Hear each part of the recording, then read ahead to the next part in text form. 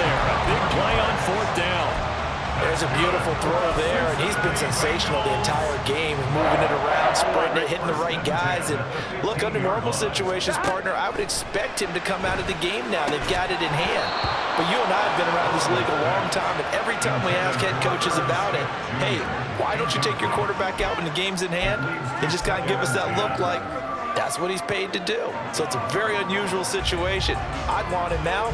They tend to leave him in. Here we go. Now a 2nd and 10. From the shotgun, Joe Burrow. And that almost their first INT of the ball game. Had his sights on it, but he couldn't seal the deal.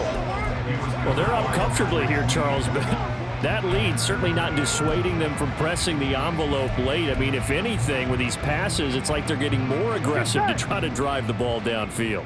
And that will certainly lend itself to some post-game questions for that coach, and maybe you and I should attend that press conference and see what he has to say, because someone's going to ask him why he continued to push it. My guess, he didn't like how some of the snaps were run earlier, and he wanted to use that as a chance to clean things up, but he certainly will have some explaining to do.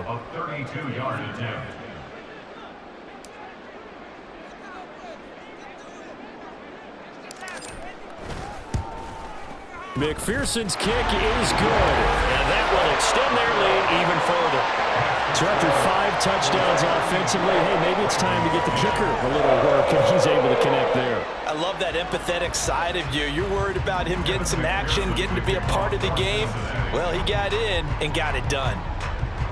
So after the made field goal, here's McPherson to send this one away. And a nice return sets him up pretty good here right at the 30-yard line. The Ravens offense now, they get ready to head back on the field. But we said it at halftime that they would need a nearly perfect second half to erase that deficit that they were facing, CD. But unfortunately, the second half has pretty much been a carbon copy of the first. And looking for Andrews, but this is intercepted. Picked off by Mike Hilton. And he will bring it back. It's a pick 6 for the Bengals TD. Well, this one was already ugly, and now it's just kind of becoming a feast on the defensive side of the football. Yeah, partner, this is a unit that knows they've got this game in the bag with this huge lead, and it's going to drive their coaches crazy because they're telling them play it straight, do all the right things, but these guys are going to be freewheeling now. All of them are going to take chances, and that one pays off with an INT and a return for 6.